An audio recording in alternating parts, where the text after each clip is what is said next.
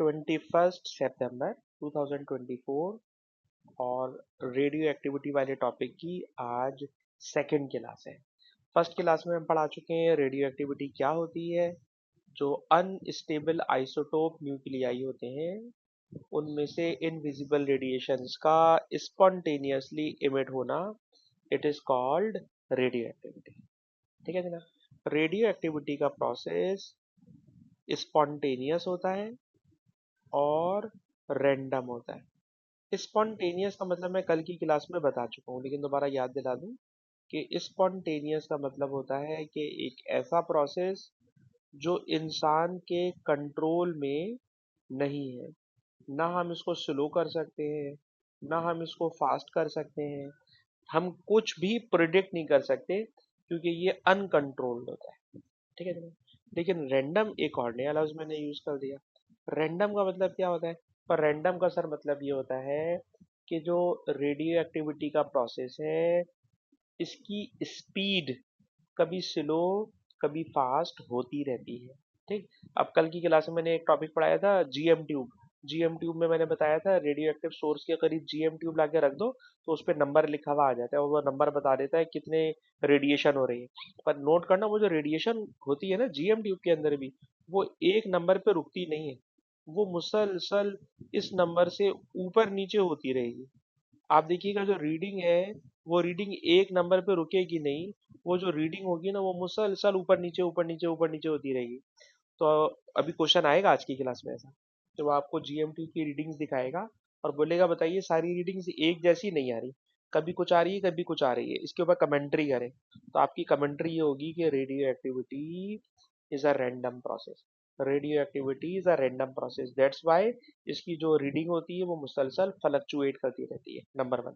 Number two, radio activity की यूं भी डेफिनेशन मैंने मार्किंग स्कीम में पढ़ी है कि आपको पता है रेडियो एक्टिविटी में अल्फा भी इमिट होता है, बीटा भी इमिट होता है, गैमा भी इमिट होता है। But no one can predict कि कौन सा पार्टिकल कब इमिट होगा। यानी अल्फा निकला तो अब आप ये नहीं बोलोगे कि अल्फा के पास सर अब बीटा की बारी है। अच्छा, बीटा निकला सर अब गैमा की बारी है। नहीं सर, किसी की बारी शारी कुछ नहीं होती इसके अंदर। किसी भी टाइम पर कोई भी रेडिएशन इमिट हो सकती है। तो नो वन कैन प्रिडिक्ट कि अल्फा बीटा गैमा किस वक्त कौन इमिट करेगा। It is also known as random nature. तो मैं दो टर्म सिखाना चाह रहा हूँ जो पेपर में भी बार बार यूज होगी। जल्दी से मुस्तफा बताना स्पॉन्टेनियस का क्या मतलब है। अनकंट्रोल की थोड़ी एक्सप्लेनेशन दो।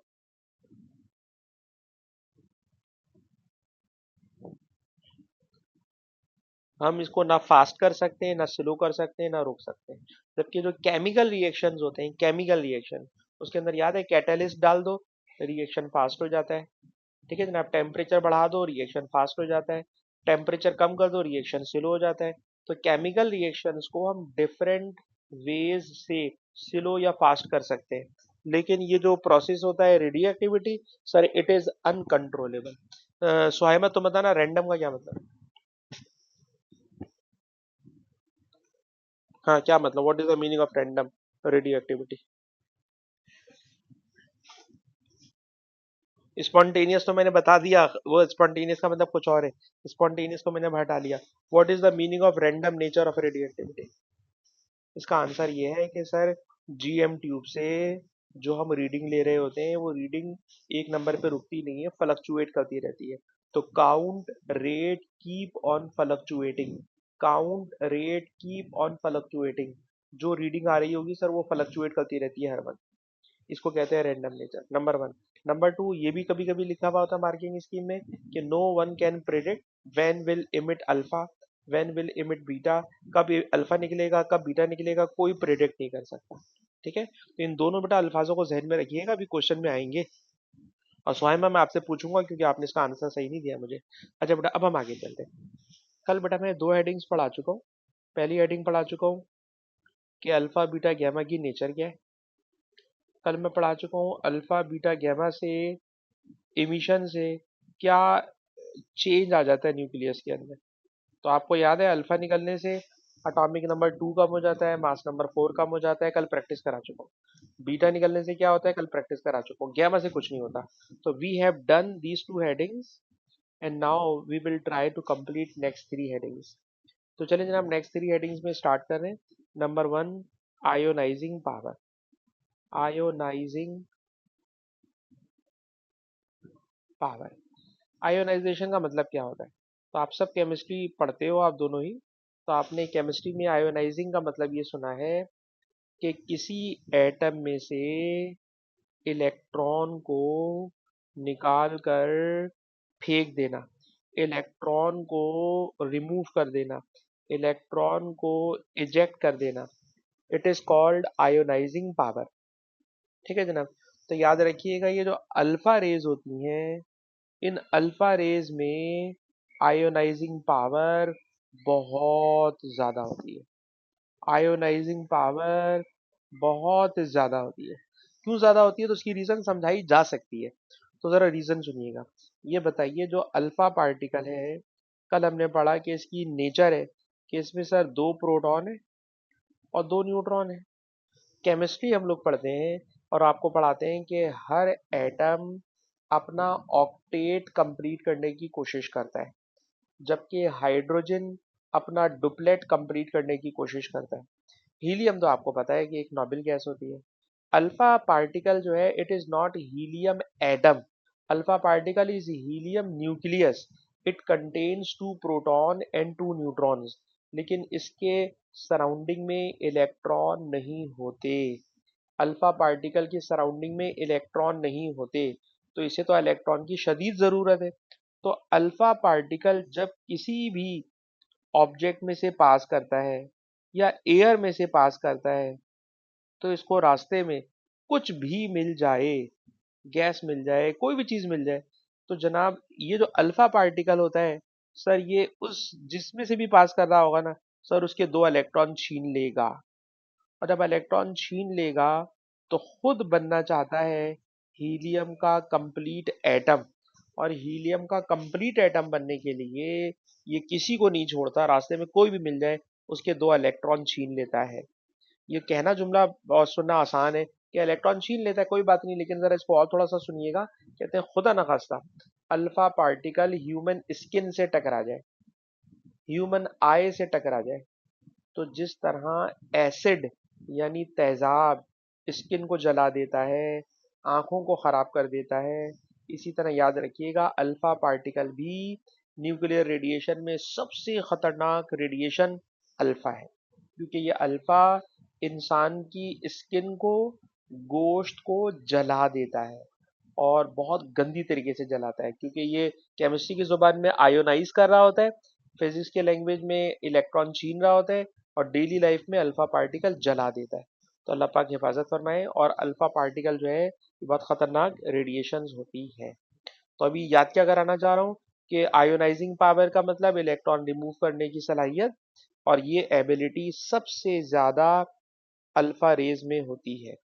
उसके बाद बीटा में आ जाए तो कहते हैं सर बीटा की आयोनाइजिंग पावर अल्फा से कम है। ठीक है जनाब, अल्फा, बीटा और गैमा, बस इस तरह से याद कर ले, क्योंकि अभी पास पेपर के क्वेश्चन कराऊंगा तो वहां पे इतना सीधे तरीके से तो पूछेगा नहीं, वहां पे और थोड़ी सी मुश्किल मुश्किल बातें आपसे करवाएगा। पर आप जहन में रखिएगा कि अल्फा पार्टिकल की आयोनाइजिंग पावर सबसे ज्यादा स्ट्रॉन्गेस्ट है, उससे कम बीटा की है, और सबसे कम गैमा की है। सबसे कम गैमा की है, लेकिन सबसे कम गैमा की होने के बावजूद, सबसे कम गैमा की है इन तीनों में, उसके बावजूद आपको हम क्या बताएं कि एक नई टेक्नोलॉजी आई है, और ये पाकिस्तान में कराची की एक हॉस्पिटल में भी मैंने देखी है। उसका नाम है गैमा नाइफ सर्जरी। ठीक है जनाब। तो जिस तरह मैंने बताया ना, अल्फा जला देता है, आयोनाइज कर देता है, बीटा जला देता है, गैमा सबसे कम जलाता है, उसके बावजूद इंसान ने, मतलब साइंसदानों ने एक सर्जरी बना ली है, और वो अप्लाई करते हैं। क्या अप्लाई करते हैं? खुदा न खास्ता किसी की बॉडी में किसी जगह पर कैंसर डेवलप हो गया, तो आपको पता है कैंसर में अननेसेसरी ग्रोथ ऑफ सेल्स हो जाती है। जो सेल्स होते हैं, टिश्यूज होते हैं, वो बिला वजह एक्सपेंड होना शुरू हो जाते हैं, बड़े होना शुरू हो जाते हैं। ठीक है जनाब। और जब वो बड़े हो जाते हैं तो वो बाकी इधर उधर की चीज़ों को जाहिर सी बात है खराब करना शुरू कर देते हैं।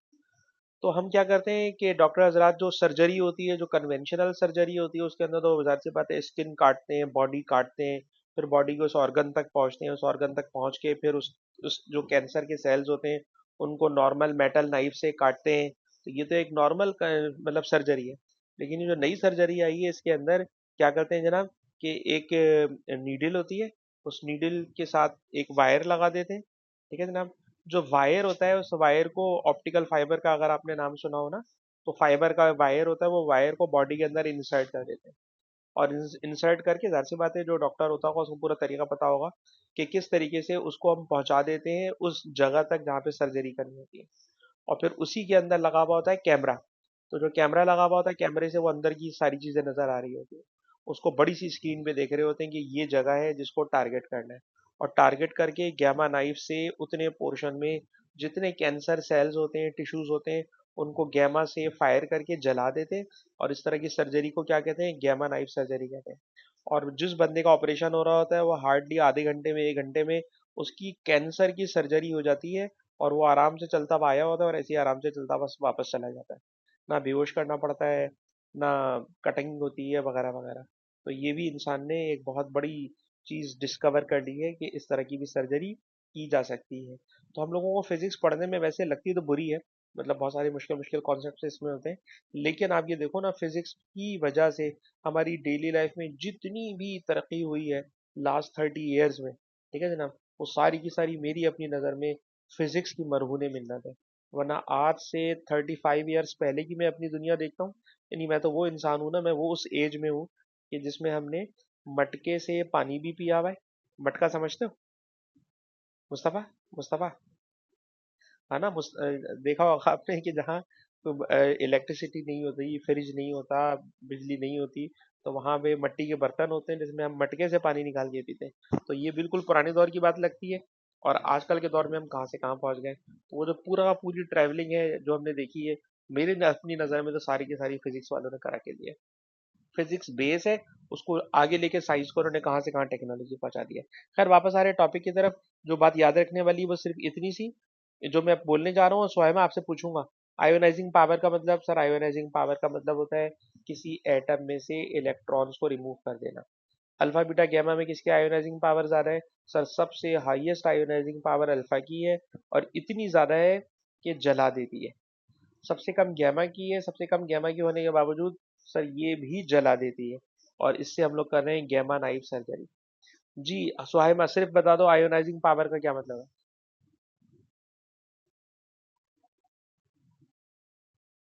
ठीक है। अल्फा बीटा गैमा में से किसकी आयोनाइजिंग पावर स्ट्रॉन्गेस्ट है? और सबसे वीकेस्ट किसकी है? गैमा। उसके बावजूद हम लोग क्या कर रहे हैं, गैमा नाइफ सर्जरी कर रहे हैं। ठीक है। तो वो भी इसका मतलब है ठीक ठाक जला देती है, कैंसर के सेल भी जला देती है। तो आयोनाइजिंग पावर के लिए बस इतनी सी बात याद रख लें, काफी है। क्वेश्चन कराऊंगा तो वहां पे आपको और एक्सप्लेनेशन बेहतर दे सकूंगा। आयोनाइजिंग पावर के बाद बेटा नेक्स्ट हेडिंग होती है पेनिट्रेटिंग पावर। पेनिट्रेटिंग पावर का यार मतलब ये है कि बेटा ये बताओ कि अगर मैं अभी आपसे जो मैंने ऊपर लिस्ट बनाई थी ये रमी बुक्स जी की, इस रमी बुक्स जी में ये जो विजिबल लाइट होती है, विजिबल लाइट, ये तो लाइट तो हमें नजर आती है। अगर आप बेटा मुस्तफा कमरे में एक बल्ब जल रहा हो, आप बल्ब और दीवार के बीच में आके खड़े हो जाए, तो क्या आपकी बॉडी में से बल्ब की लाइट पेनिट्रेट करके पीछे वाली दीवार को ब्राइट कर सकती है? तो ऑब्वियसली नो सर, जो विजिबल लाइट होती है it can not penetrate through human body. Pass नहीं कर सकते आप, तो पीछे शेडो बन जाएगा। लेकिन उसके मुकाबले में अगर एक्सरे की बात करूं, तो यस सर, एक्सरे तो आराम से पास कर जाती है, एक्सरे के तो इमेजेस बनाते हैं। याद रखना, एक्सरे और गैमा ना बिल्कुल करीब करीब है, दोनों एक दूसरे के बहन भाई हैं, 19-20 का फर्क है। तो जो करेक्टरिस्टिक्स एक्सरेज में होती है ना, वही सारी की सारी करेक्टरिस्टिक्स गैमा में उससे भी ज्यादा होती है। तो बस वापस आ जाइए जल्दी से यहाँ पर। तो पेनिट्रेटिंग पावर में अगर हम बात करें गैमा, तो सर गैमा की पेनिट्रेटिंग पावर समझ लें बेइंतहा है, सबसे ज्यादा गैमा की पेनिट्रेटिंग पावर है। गैमा हर चीज में से पास कर जाती है। और अभी मैंने बताया ना, गैमा तो इलेक्ट्रोमैग्नेटिक रेडिएशन है, ये तो पार्टिकल है ही नहीं। पार्टिकल होता है तो किसी चीज में से गुजरते हुए उसको बैरियर्स मिलते हैं। तो गैमा आर इलेक्ट्रोमैग्नेटिक रेडिएशंस, और ऐसी इलेक्ट्रोमैग्नेटिक रेडिएशन जिनकी वेवलेंथ, अभी तक हमने जितनी इलेक्ट्रोमैग्नेटिक रेडिएशन पढ़ी है उन सब में शॉर्टेस्ट वेवलेंथ है। जितनी छोटी वेवलेंथ होगी ना, पेनिट्रेट करना उतना आसान हो जाएगा, और जितनी बड़ी वेवलेंथ होगी जाहिर सी बात है वो उतनी फंस जाएगी। तो गैमा की पेनिट्रेटिंग पावर हाईएस्ट है। आप गैमा जो है ह्यूमन बॉडी से पास कर जाती है। गैमा जो होती है वो कंक्रीट की वॉल में से पास कर जाती है।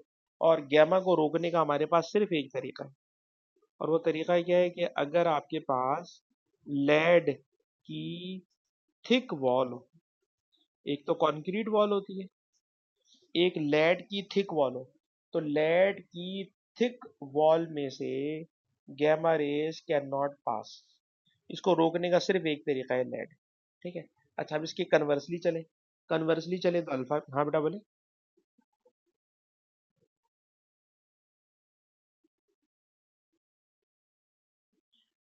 हाँ, लेकिन मैंने इसीलिए टर्म यूज की ना, थिक वॉल। जितनी थिक होगी ना, जितनी ज्यादा थिक होगी उतना रोक लेगा।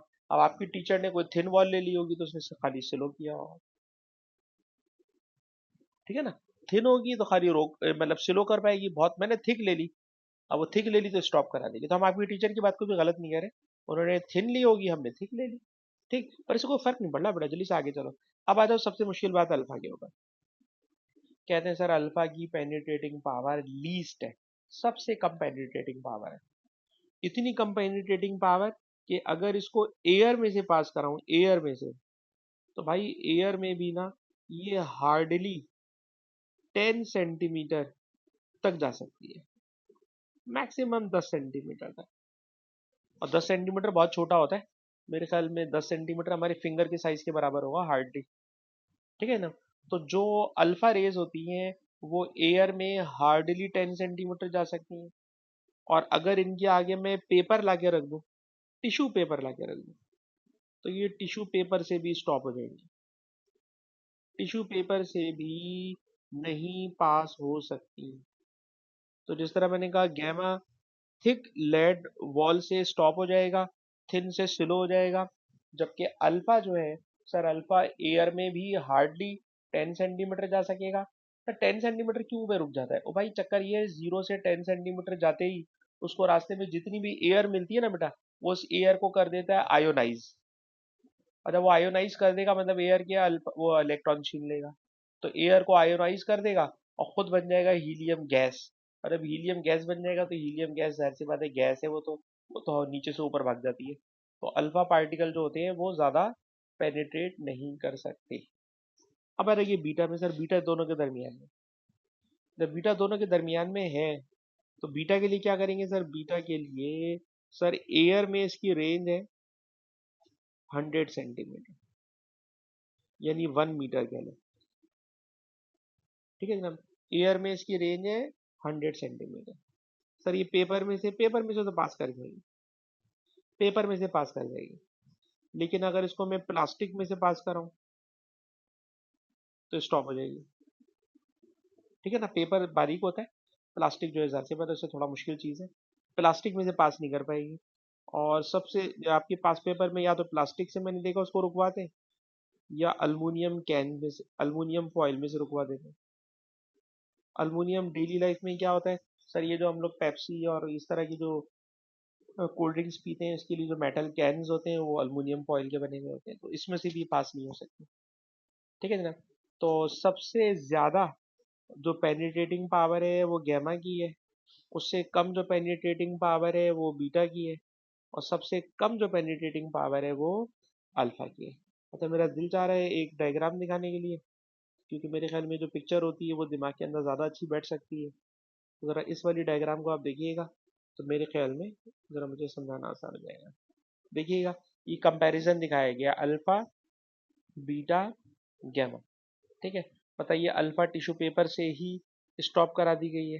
ठीक है ना। ये अल्फा है और अल्फा को दिखाया है भी उसने, दो पॉजिटिव यानी दो प्रोटॉन दो न्यूट्रॉन वाला alpha particle, and it can not pass through tissue paper. Beta tissue paper से पास कर गया पर अल्मीनियम से रुक गया। गैमा, सर गैमा टिश्यू से, अल्मीनियम से, कंक्रीट वॉल से, सबसे पास कर गया है, and it is finally stopped by lead. Lead से जाके रुक जाता है। ठीक है जनाब।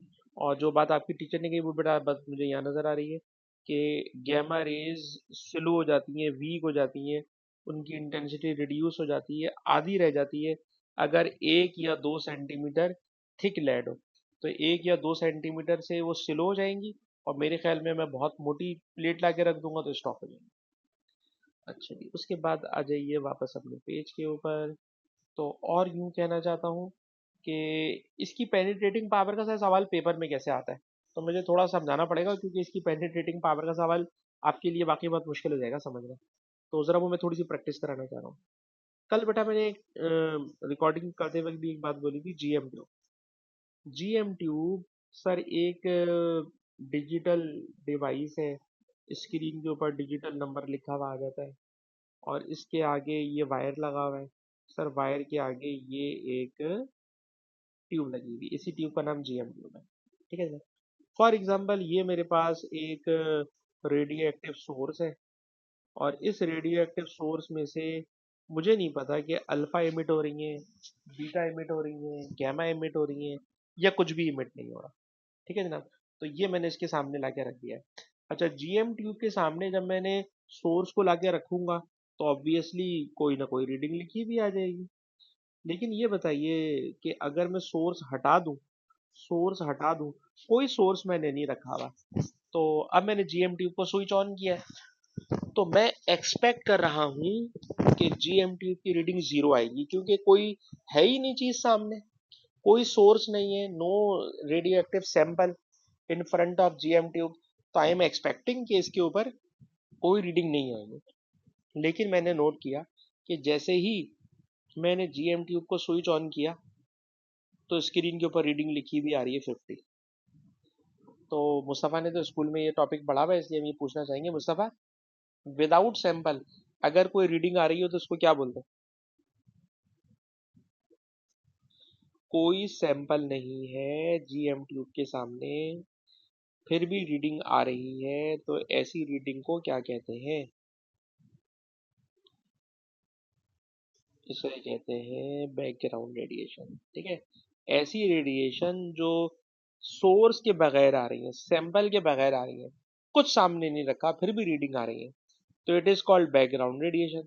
अब बैकग्राउंड रेडिएशन की प्रॉपर डेफिनेशन अभी नोट्स में अंडरलाइन करके दिखा दूंगा, लिखूंगा तो टाइम जाया करूंगा आपका। तो आप ये समझ लें कि अगर कोई सैंपल आपने जीएम ट्यूब के सामने नहीं रखा हुआ, लेकिन फिर भी जो जीएम ट्यूब का काउंटर है वो रीडिंग शो कर रहा है कि जनाब रीडिंग आ रही है, तो समझ जाइए कि इस रीडिंग का नाम होगा बैकग्राउंड रेडिएशन। सवाल, सर ये बैकग्राउंड रेडिएशन क्यों आ रही है, वजह तो बताएं इसकी। भाई वजह ये है कि फॉर एग्जांपल आप जिस लैब में इस एक्सपेरिमेंट को परफॉर्म कर रहे हैं, उस लैब की जो जमीन है, उस जमीन के अंदर हो सकता है, ठीक है ना। भाई देखिए ना, जितने भी ये एलिमेंट्स होते हैं सबके सब जमीन के अंदर से निकलते हैं। तो जमीन के अंदर जो मट्टी है, जमीन के अंदर जो पत्थर है, हो सकता है कि उनमें कोई रेडियो एक्टिव सोर्स मौजूद हो जो आपको पता ना हो। ठीक है ना, मट्टी में पत्थरों में कोई भी रेडियो एक्टिव एलिमेंट हो सकता है। तो उस रेडियो एक्टिव एलिमेंट से जो रेडिएशन निकल रही है, वो रेडिएशन हमें पता नहीं है लेकिन वो जीएम ट्यूब के अंदर आ रही है। तो इस तरह की रेडिएशन को हम लोग कह देते हैं कि इट इज बैकग्राउंड रेडिएशन। इसके अलावा ये बताइए कि जो हमारा सूरज है, ठीक है ना, सूरज से बहुत सारी रेडिएशन आ रही हैं। उन रेडिएशंस को अल्लाह ताला ने हमारी ज़मीन के अराउंड ओजोन लेयर बनाई हुई है। उस ओजोन लेयर से जितनी खतरनाक रेडिएशंस होती हैं वो रुक जाती हैं।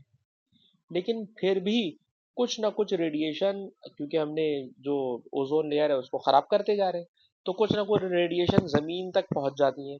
तो वो रेडिएशन जो आउटर स्पेस से आ रही हैं, जो रेडिएशंस आउटर स्पेस से आ रही हैं, तो वो रेडिएशंस भी जीएम ट्यूब के अंदर रीडिंग शो कर सकते हैं।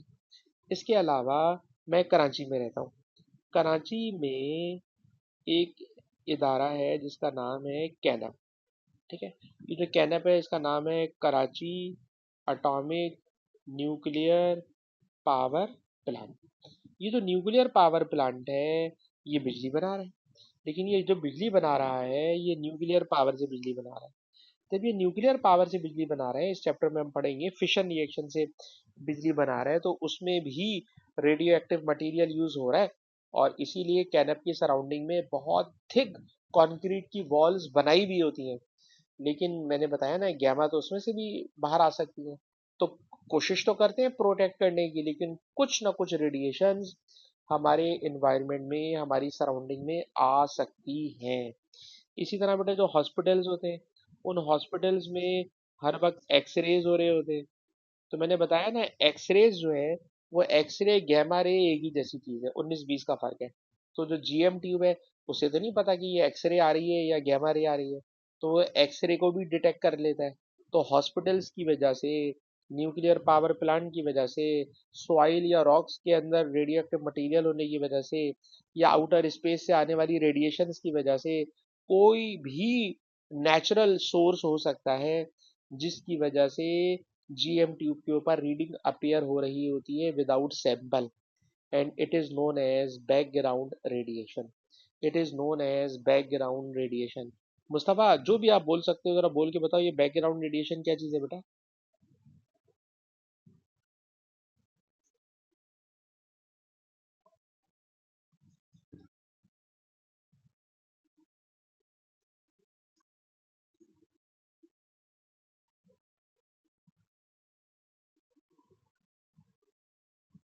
बेहतरीन, सही बात है। सर, आउटर स्पेस से भी जो रेडिएशंस होती हैं वो हमारी जमीन तक आ जाती हैं। जीएमटी को पता नहीं होता, वो रीडिंग मेंशन कर देता है। ठीक है जी, जबरदस्त हो गया। अच्छा जी, अब फॉर एग्जांपल मैंने इसके आगे ना कोई सोर्स ला के रख दिया। अब मैंने सोर्स ला के रख दिया। जैसे ही मैंने सोर्स ला के रखा, तो सोर्स से तो रेडिएशंस निकलेंगी। अब जो रीडिंग थी ना, वो एकदम से मैंने फॉर एग्जांपल देखा कि 500 रीडिंग हो गई। तो अब तो मुझे कोई प्रॉब्लम नहीं है सर, ये पक्की बात है कि ये जो सोर्स है ना, ये सोर्स से रेडिएशन आएगा। ठीक है। अब जरा गौर से सुनिएगा। मैं सवाल करना चाहता हूँ सुहाइमा आपसे, कि ये जो रेडियो एक्टिव सोर्स है, मैं टेस्ट करना चाहता हूँ कि इससे अल्फा इमिट हो रही है, बीटा इमिट हो रही है, या गैमा इमिट हो रही है। तो देखिए मैंने क्या करा। मैंने किया बेटा ये, कि सोर्स और जीएम ट्यूब के बिटवीन में एक पेपर लाके रख दिया। ठीक है ना, पेपर लाके रख दिया। जैसे ही पेपर लाके रखा, तो जरा गौर से सुनिएगा। जब पेपर नहीं था, जब कोई बैरियर नहीं था, ठीक है जनाब सर, जब कोई बैरियर नहीं था, तो रीडिंग आ रही थी 500। लेकिन जब मैंने पेपर लाके रखा, तो रीडिंग 500 से 400 हो गई।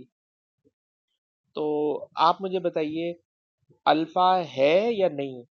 स्वाई में आप मुझे बताइए, पेपर लाके रखा, रीडिंग 400 हो गई। बताइए सोर्स अल्फा इमिट कर रहा है या नहीं? क्या कहती हैं आप?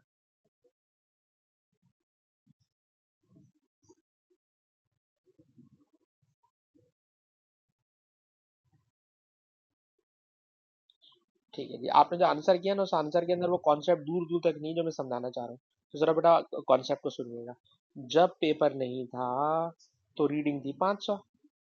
जब बेटा मैंने पेपर ला के रखा, तो अल्फा पेपर में से पास नहीं कर सकती। तो उन रेडिएशंस में से जो रेडिएशन अल्फा वाली थी, सर वो पेपर में से पास नहीं कर सकी, इसलिए रीडिंग 400 हो गई। It shows that the source is emitting alpha. The source is emitting alpha.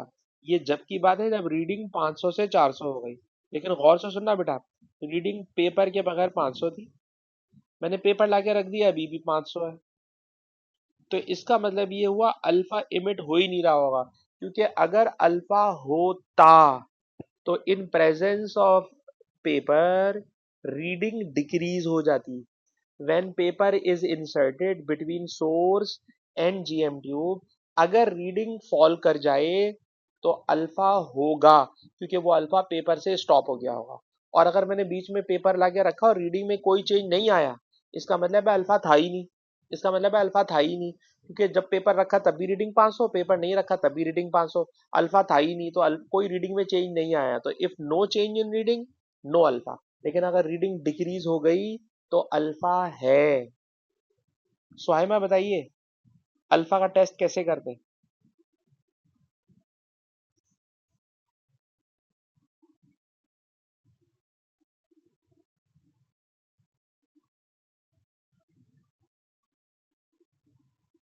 सही बात है सर, अगर रीडिंग डिक्रीज हो गई तो अल्फा होगा, ठीक है। और अगर डिक्रीज नहीं हुई तब जाहिर सी बात है कि अल्फा नहीं होगा। अच्छा, एक तीसरा केस भी करने जा रहा हूँ। तीसरा केस अगर देखिएगा इसी के अंदर, विदाउट बैरियर रीडिंग 500 थी, ठीक है ना, विदाउट रीडिंग 500 थी, और जैसे ही मैंने पेपर लाके रखा रीडिंग 50 पर आ गई, और 50 का मतलब है बैकग्राउंड रीडिंग पर आ गई, बैकग्राउंड रीडिंग पर आ गई, जो अभी मैंने आपको पहले बताया बैकग्राउंड रीडिंग क्या होती है, यानी रीडिंग ही खत्म हो गई। तो इसका मतलब ये हुआ कि जो बैरियर था ना, वो सॉरी, जो सोर्स है वो सिर्फ अल्फा फायर कर रहा था।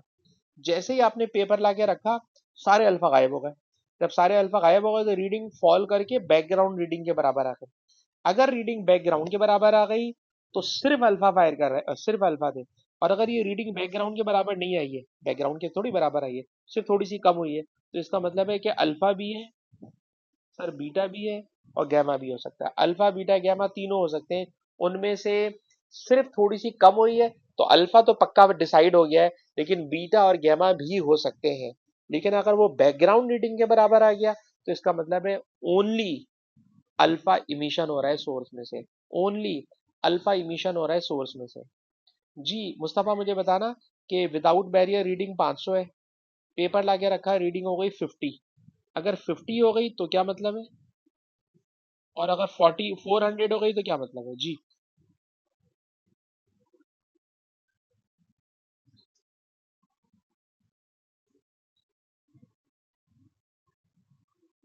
हाँ, और अगर 400 हो गई तो, हाँ हाँ हाँ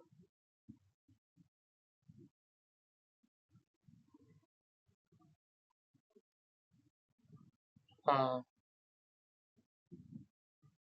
ठीक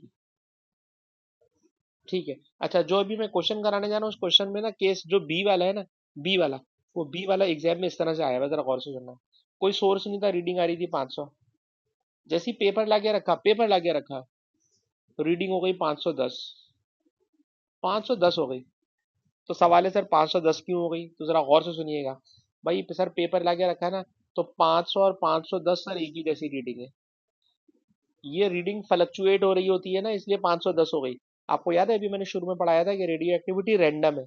रैंडम का मतलब क्या होता है, जीएम ट्यूब ला के रखूंगा ना, तो रीडिंग ऊपर नीचे होती रहेगी, रीडिंग ऊपर नीचे होती रहेगी। अगर रीडिंग ऊपर नीचे होती रहेगी तो जो 500 वाली रीडिंग है, अगर वो 510 हो गई, तो 500 और 510 में कोई फर्क नहीं है, 500 और 510 में कोई फर्क नहीं है, क्योंकि सर रैंडम नेचर की वजह से रीडिंग फ्लक्चुएट हो रही है, इसलिए 500 और 510 में कोई डिफरेंस नहीं है।